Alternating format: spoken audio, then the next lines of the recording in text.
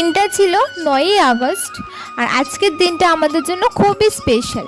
আজকে আমি তোমাদের সাথে ব্লগ শেয়ার করছি না, আজকে আমাদের ছোট ছোট খুশির মুহূর্তগুলো তোমাদের সাথে শেয়ার করব।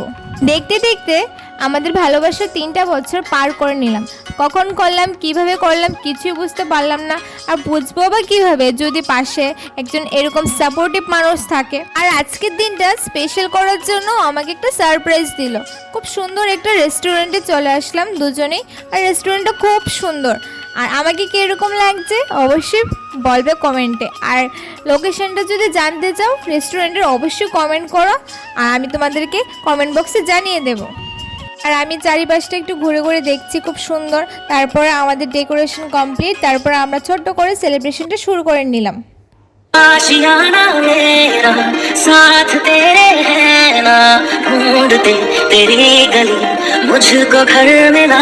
আমাদের সেলিব্রেশন কমপ্লিট, তারপর চলে আসলো আমাদের গরম গরম খাবার। আর খাবারে ছিল ফ্রাইড রাইস আর চিকেন কষা। ফার্স্টে ফ্রাইড রাইস আর চিকেন কষা নিয়েছি, তারপর এটা দিয়ে আমাদের হয়নি, তারপর আমরা নিয়েছি দম বিরিয়ানি। তো ও আমাকে সার্ভ করে দিচ্ছে। আচ্ছা, একটা কথা বলি তোমাদেরকে, একজন ধনী জীবনসাথী খোঁজা কখনো ভাগ্য হতে পারে না, কিন্তু একজন এমন সঙ্গী খোঁজা সত্যি অনেক সৌভাগ্য, যে তোমাকে শ্রদ্ধা করে, তোমাকে যত্ন করে, তোমার আত্মসম্মানকে খেয়াল রাখে, আর সব সময় তোমার সাথে সৎ থাকে।